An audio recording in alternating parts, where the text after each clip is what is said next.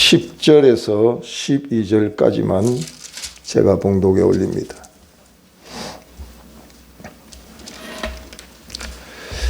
마태복음 2장 10절에서 12절 봉독에 올립니다. 그들이 별을 보고 매우 크게 기뻐하더라. 집에 들어가 아기와 그의 어머니 마리아가 함께 있는 것을 보고 엎드려 아기께 경배하고 보배압을 열어 황금과 유황과 모략을 예물로 드리니라. 그들은 꿈에 헤롯에게로 돌아가지 말라 지시하심을 받아 다른 길로 고국에 돌아가니라. 아멘. 제가 1980년도 경남 밀양에 목사님이 계시지 않는 교회의 전도사로 심호한 적이 있습니다. 그곳에서 목회를 하다 보니까 여러 가지 참 기억나는 이야기 중에 어느 모 집사님의 집에 신방을 갔습니다. 근데 아이들 소리가 요란스럽게 나더라고요. 숨어서 전도사가 자기 집에 신방을 온다 하니까 이웃의 친구들하고 그때만 해도 시골 아이들이 너무 순진해서 나와서 인사를 못하고 숨어서 나를 보는 거예요. 그리고 아이들이 소리를 지르는데 야 하나님 오신다 그렇게 소리를 지르고 도망을 가는 모습을 본 적이 있습니다. 참 순진할 때지요. 요즘 목사님이 흔하고 교육자들이 흔하니까 사람들의 생각은 그렇게 생각하지 않죠. 80년대만 하더라도 우리 한국 교회의 위상이 높고 또 참 복음의 순수성이 그때에도 잘 전해져서 목회자의 이미지가 그렇게 나쁘지 않고 참 좋을 때인 것 같습니다. 아이들이 여러 사람과 다르다. 목회자는 특별한 사람이다 생각을 했기에 그들이 그렇게 소리를 지르고 저를 맞이했지 않나 생각이 되어집니다. 어제도 밤을 새우며 성탄 이브 행사를 하느라고 많은 곳이 요란스럽게 또 떠들썩하게 지낸 줄 압니다. 새해를 맞이하기 위해서 정동진에 또 해맞이하는 사람들도 이미 예약되어 있고 종로 종각에 보신각 종을 치는 것을 시작으로 새해를 맞이하겠다고 준비하는 이들도 많이 있습니다. 지금 명동에는 크리스마스 축제를 벌이기 위해서 코로나 3년 동안에 문 닫았던 행사들을 일제히 지금 문을 열고 이렇게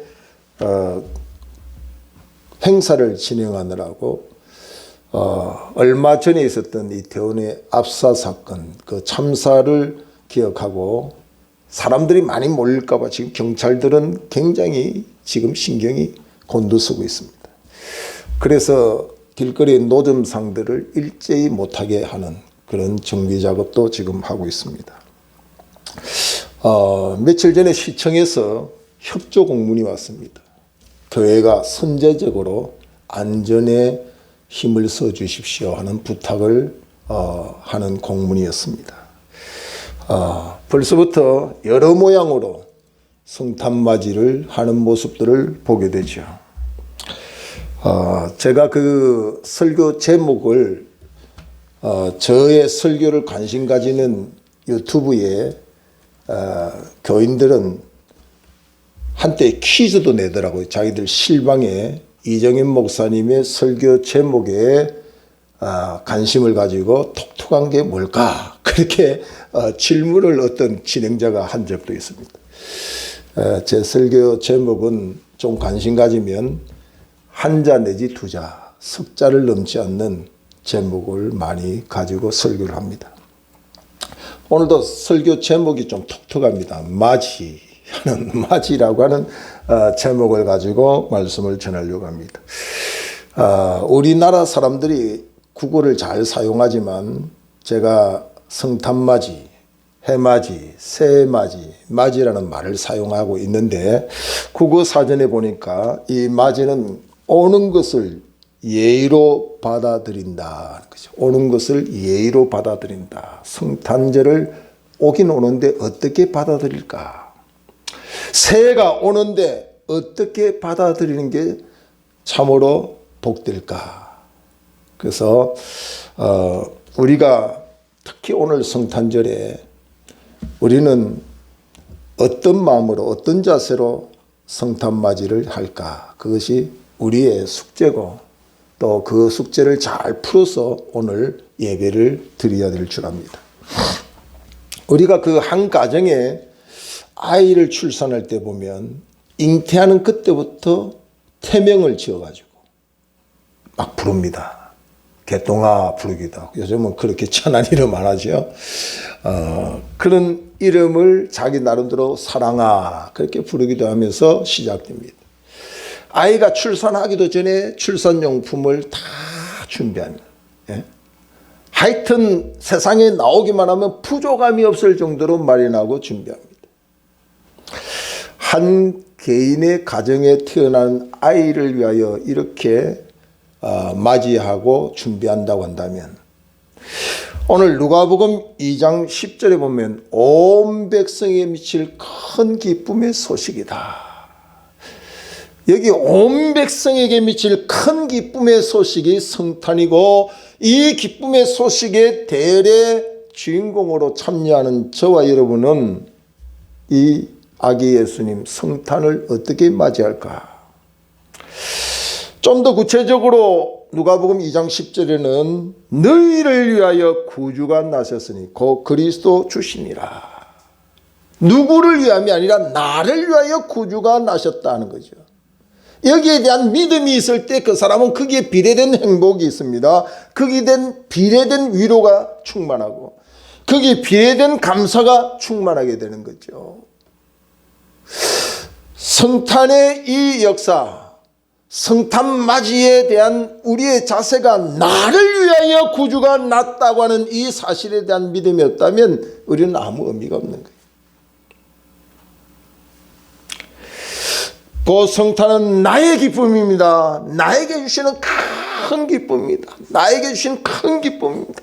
왜 사람들이 오늘 우리 사모님과 저하고도 이야기했습니다. 사모님이 오늘 성탄절인데 성탄절 같이 왔네 이런 말을 지나가다 했어요. 왜? 주일이니까. 주일 지내고 성탄절 많이 맞았는데 올해는 성탄절이자 주일이다 보니까 이 감각이 좀 떨어지는가 봐요. 예전에 밤을 새워서 성탄절을 앞두고 청년들이 교회에서 거의 살다시피 밤을 새워서 성탄 추리를 만들고 그렇게 했어요. 요즘은 돈 주면 금방 사가지고 장식할 수 있지만 예전에는 그렇게 하지 않았어요. 근데 이 성탄이 우리에게 미치는 큰 기쁨이고 이 기쁨이 우리는 어떻게 이해하고 드리느냐 이 말이에요. 이해하고. 요즘은 우리는요 빵이 없어 빵을 그리워하는 시대가 아닙니다. 물론 노숙자의 한 끼, 배고픈 자의 한 끼는 너무나도 기다리는 것이고 그것을 외면할 수는 없습니다. 그러나 그건 특수계층의 한 부분이지 대다수의 사람들은 지금 빵을 기다리는 사람은 없습니다. 그러나 세속적인 욕망을 채워달라고 하는 기다림 속에 구주가 나셨다고 하는 이 사실에 대하여 외면하는 거죠. 그러니까 성탄이 안 기쁜 거죠. 자기 욕망을 채워주기를 원하는 성탄 메시지가 우리에게 전달되고 그 메시아가 나에게 와야 되는데 내가 출세하는데 메시아가 도와주고 내가 정말 병들었을 때 내 질병을 고쳐주는 메시아가 우리에게 나타나면 큰 기쁨이 되는데 여전히 성탄절을 통해서 내 병든 곳은 치료받을 길이 없고 내 가난은 탈출과 없는 상태에서 성탄을 맞이한다. 너희를 위하여 구주가 났다. 너희에게 미칠 큰 기쁨의 소식이 실감이 안 난다 이 말이죠. 성탄절이 되면서 갑자기 그냥 부자가 돼야 실감이 날 거 아니에요. 그래야 큰 기쁨이고 그래야 간정이 나올 거 아닙니까? 교회 나와서 야 성탄절 통해서 내 죽을 병이 고침받았다. 이래야 큰 기쁨이 되는 거죠. 오늘 성경은 그러면 거짓말하는 겁니까? 그렇지 않습니다. 오늘 여기에 성탄이라고 하는 우리의 본능을 채워주는 기쁨으로 착각하면 안 됩니다. 우리의 빵을 채워주는 기쁨으로 착각하면 안 된다는 이야기죠. 본질이 그게 아닙니다. 오늘 예수라는 이름의 뜻을 우리에게 풀어주면서 자기 백성을 자기의 죄에서 구원할 자가 예수라는 이름과 같이 죄인에게 가장 큰 기쁨이 뭡니까? 제사면입니다. 제사면. 여러분 무기징역을 받았어요. 사형선고를 받았어요. 판사가 죄 없다 땅땅땅 치는 것만큼 기쁜 게 있겠어요? 그 사람의 빵 한 조각 주고 기뻐요? 예? 그 사람에게는 사면이라는 것만큼 큰 기쁨이 없어요. 그렇기 때문에 이 성탄을 통하여 철저히 나는 죄인이라는 의식을 가지고 있는 사람의 위로가 있는 거예요. 그 사람에게 큰 기쁨이 오는 거예요. 근데 오늘날 이 시대는 욕망주의에 사로잡혀가지고 복음 아닌 변질된 복음, 변질된 성탄 문화 속에서 고작 세상의 선물을 받는 것을 기대하고 세상의 빵을 가지고 있는 것으로 성탄의 맞이를 하고 있으니 이 얼마나 안타까운 일입니까? 그런 의미에서는 저와 여러분은 이 성탄의 큰 기쁨이 본질적으로 수용하는 여러분의 마음, 본질적인 줄여있는 갈급한 마음속에 채워지기를 주의로 축원합니다. 우리가 원하는 것은 세속적이지 않아요. 그걸 원한다고 하면 여러분 열심히 일해서 돈 벌고 빵을 채워가는 일이 기쁘지. 교회 나와서 예배드리는 게 뭘 기쁘겠어요.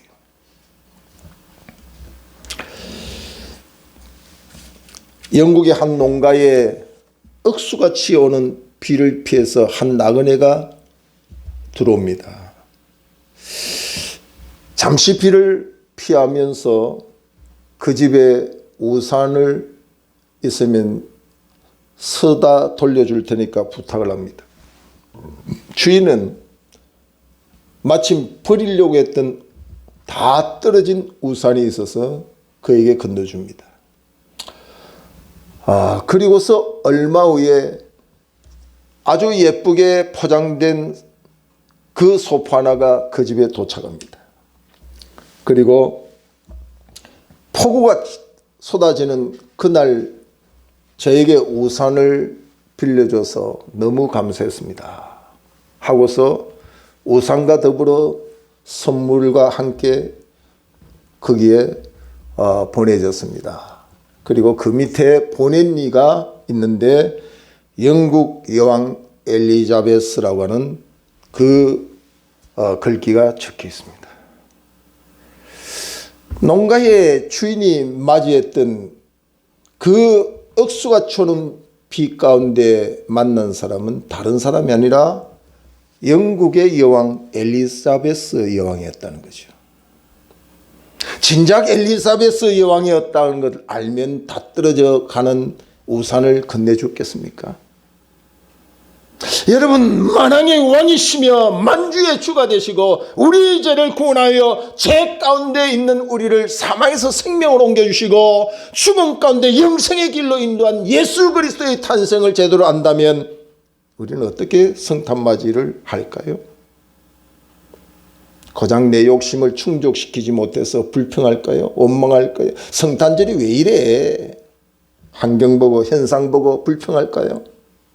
오늘 죽어도 우리의 소망이 되는 주께서 죄 가운데 우리를 구원한 그 주님의 성탄을 기억하면 우리의 현상이 어떠하든 그건 상관이 없어요. 현상이 대통령이고 현상이 권력 있고 현상이 부자라 할지라도 죽음 이후에 보장은 없습니다. 그러나 이 성탄을 통하여 죽음 이후에 보장받는 삶을 우리에게 주시기 위하여 그는 십자가에 죽으셨고 그럴 수밖에 없도록 독자를 우리를 향하여 보내신 아버지의 그 아픔은 우리를 마냥 흥분하고 소동하고 뛰놀아라고 성탄절 준 게 아니라는 이야기입니다. 시편 96편 8절에 보면 여호와의 이름에 합당한 영광을 그에게 돌릴지어다. 예물을 들고 그의 궁전에 들어갈지어다. 아름답고 거룩한 것으로 여호와께 경배할지니라. 그렇게 말씀합니다. 여러분, 밤장수가 밤을 많이 팔려고 그런지 글을 적어놨어요. 성탄절을 계기로 그도 성탄절을 어떻게 하는지 글을 적어놨는데 고요한 밤 얼마 이렇게 적어놨어요. 거룩한 밤 얼마, 어둠에 묻힌 밤이 얼마 이렇게 적어놨어요. 재밌죠? 그냥 밤 파는 것보다도 그 글귀를 보면서 사람들이 어떤 생각을 할까요? 우리는 찬송 성탄 캐럴송에 고요한 밤, 거룩한 밤, 어둠에 묻힌 밤 이렇게 부르잖아요. 이분에게 성탄을 이해할까요? 술집과 호텔 라이트가 요란한 상황을 왜 요란한지 그들이 성탄의 의미를 알고 요란할까요? 상업적이고 세속적이고 쾌락적인 성탄맞이가 세상에 많은 가운데 저와 여러분은 성탄의 의미를 모르고 성탄맞이를 할 수 없죠. 크리스마스라는 것은 여러분이 잘 알다시피 그리스도와 마스라는 건 미사 예배라는 뜻이고 축제라는 뜻이 거기에 들어있어요. 마스는 예배, 가톨릭에서는 많이 쓰는 미사, 그 다음에 거기에는 축제라고 하는 의미가 있어요. 그러니까 그리스도와 함께 축제하는 것이 성탄이에요. 크리스마스 이 말은 그리스도와 함께 예배하는 거예요. 그리스도와 함께 미사를 드리는 거예요. 그리스도 없이 축제하면 안 된다는 거죠. 그게 크리스마스가 아니라는 이야기입니다. 오늘날 그리스도 없이 성탄맞이가 얼마나 많습니까? 여러분, 주인공이 없는 거죠. 쉽게 말하면. 제가 그 아들을 결혼시키면서 우리 부부가 좀 다짐한 게 있습니다. 가급적이면 결혼식장 가거든. 바쁘면 예식장에 신랑 신부 얼굴도 안 보고 솔직히 부모 눈동장 찍고 오는 경우가 많잖아요. 식사하고. 근데 제가 큰아들 결혼할 때가 1시였어요. 1시. 그러니까 이 점심 때쯤이니까 점심 먹고 올라와야 되는데 안 올라오는 거예요. 자리는 엄청 큰 걸 어쩔 수 없이 준비를 했는데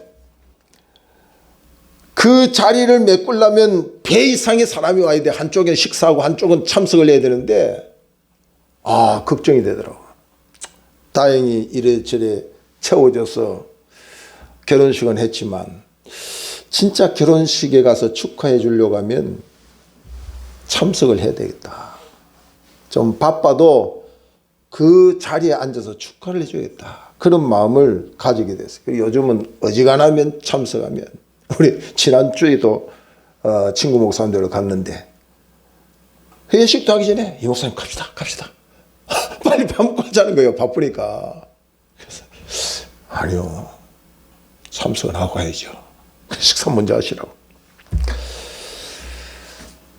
여러분, 언제부턴가 우리는 비대면 예배가 유행했죠. 코로나 때문에. 물론 환경 이유 변명할 수 있습니다. 그러나 성경은 비대면 예배 없습니다.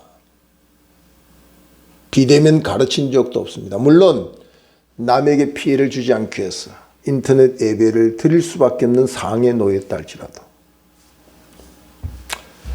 사실 성경적으로 이해한다면 그렇지 않다는 거죠.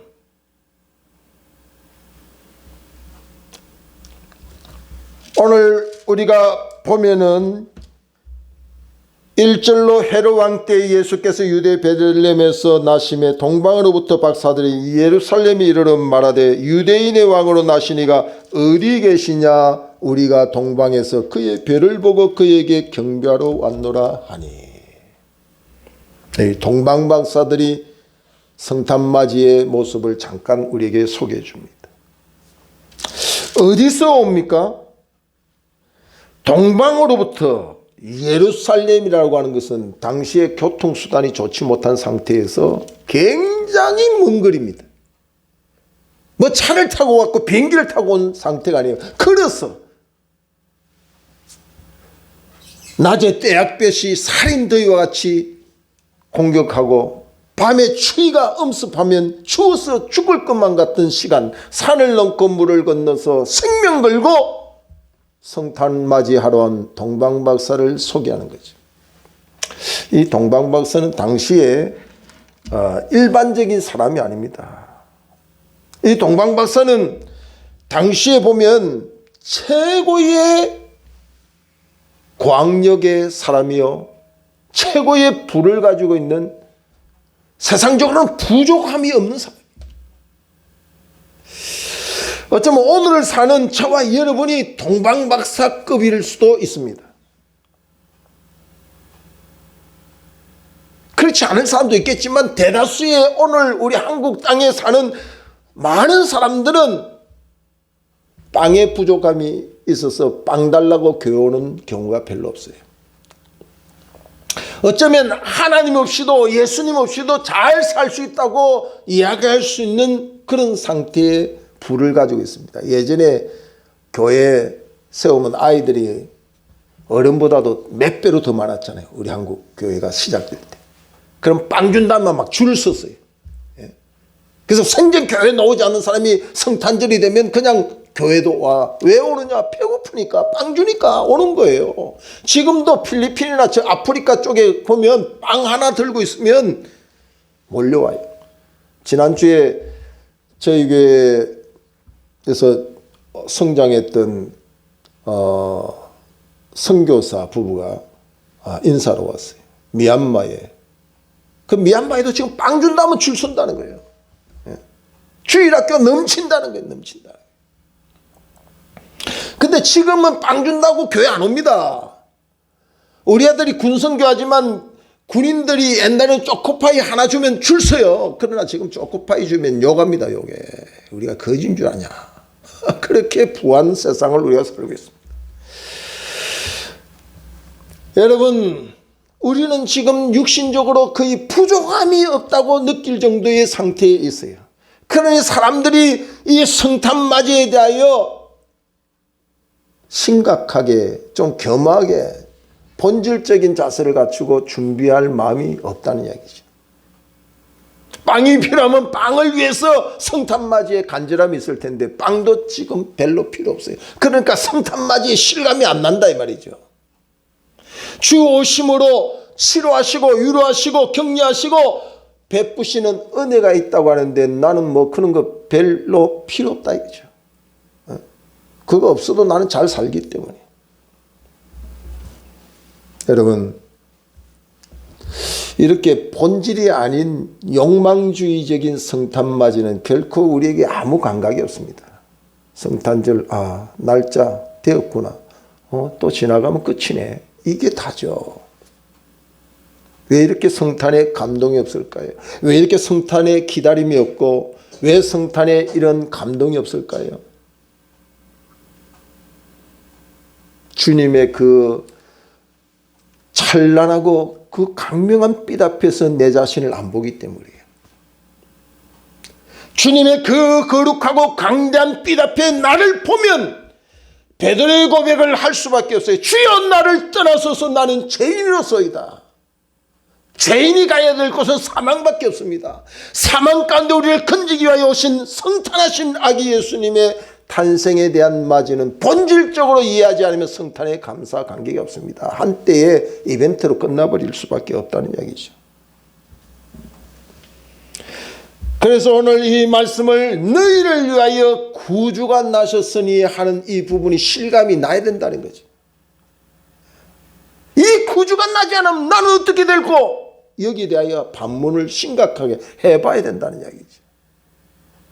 그분이 오시지 않으면 배고파 죽을 것 같습니까?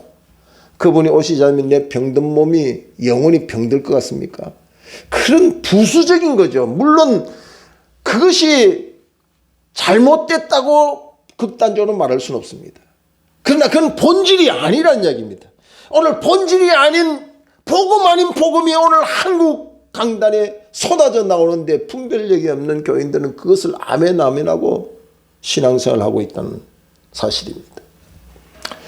지난주에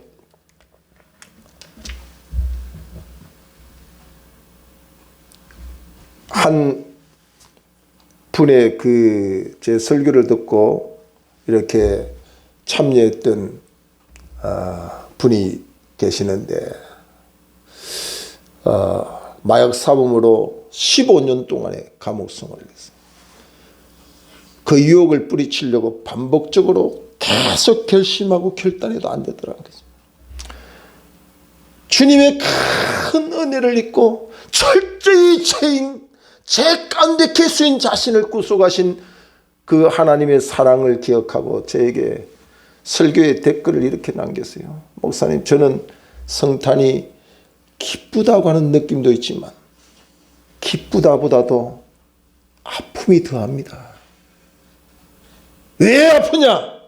나 같은 죄인을 구속하시게 하여 하늘 아버지가 독자 아들을 보내셨다는 사실에 대하여 깊이 생각하니까 너무 가슴이 아프다는 거죠.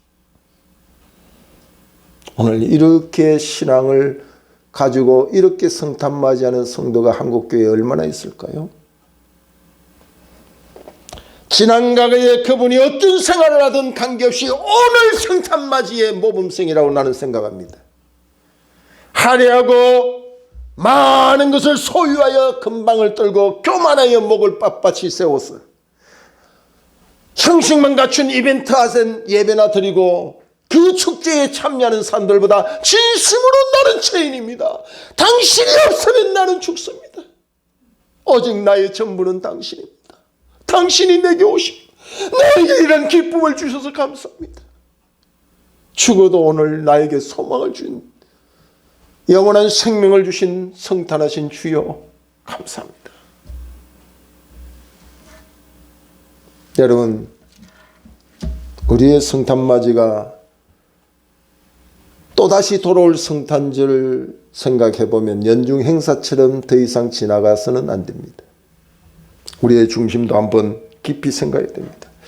바른 성탄맞이를 한 이 동방박사에게 10절에 보면 그들이 별을 보고 매우 크게 기뻐하고 기뻐하더라. 징조와 사인을 통하여 별이 머문 그곳에 구주가 나신 것에 대하여 그들은 연구하고 확신을 가지고 별을 보고 매우 기뻐할 이유가 뭡니까? 빵이 있어서 기뻐했겠어요? 마국간 말구 위에 탄생한 그분에게 무슨 빵을 요구합니까? 인간적으로 보면 그들의 욕망을 채울 수 있는 성탄이 아니에요. 빵이 없어도 그곳에 그들이 기뻐할 이유가 뭡니까? 본질적인 성탄맞이가 그들에게 있기 때문이다 이 말이에요. 본질적인 성탄맞이. 11절에 보면 집에 들어가 아기와 그의 어머니 마리아가 함께 있는 것을 보고 엎드려 아기께 경배하고 보배압을 열어 황금과 유황과 모략을 예물로 드림이라.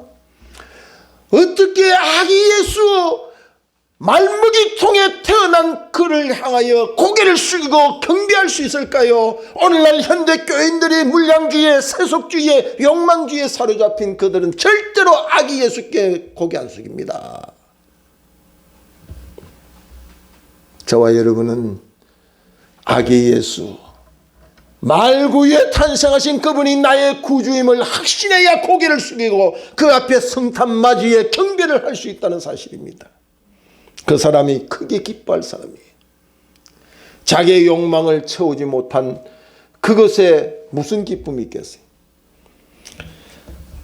그리고 그들은 12절에 그들은 꿈에 헤롯에게로 돌아가지 말라 지시하심을 받아 다른 길로 고국에 돌아가니라. 당시의 왕은 헤롯입니다. 헤롯은 이중마음을 가지고 있습니다. 동방에서부터 오는 이 박사들을 통하여 이제 구주가 나셨다, 만왕의 왕이 탄생할 것에 대한 이야기를 듣고 자기의 왕의 자리가 위협을 당합니다. 나 외에 또 다른 왕이 있다니. 그러나 끝으로는 그럽니다.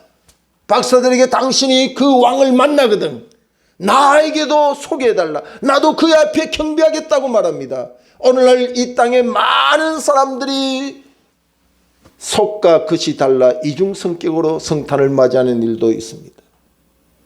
겉으로는 할렐루야 할렐루야 뭐 아멘 아멘, 속으로는 미움과 시기와 질투와 감히 내 자리를 응답하, 이렇게 해롭 같은 이들도 얼마든지 있습니다.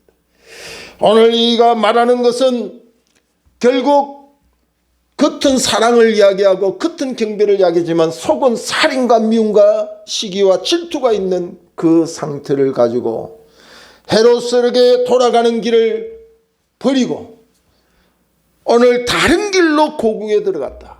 성탄맞이에 확실한 신앙으로 본질적인 성탄맞이가 되어 있는 사람은 옛 길을 버리는 거죠. 세속적인 길을 버리는 거죠. 사람들의 인정과 대우를 받는 길을 버리고 새로운 길로, 참으로 구주 예수님이 기뻐하는 길로, 이 성탄맞이를 통하여 새롭게 변화되는 저와 여러분이 되기를 바랍니다. 어둠의 길을 버리고 빛으로 나아갈 수, 내 욕망주의의 성탄의 그 상태가 아니라 본질적인 구원자 구세주의 기뻐하는 방향으로 나아가는 우리의 삶이 되기를 주의 이름으로 축원합니다. 기도하겠습니다. 하나님의 은혜를 감사합니다. 성탄절을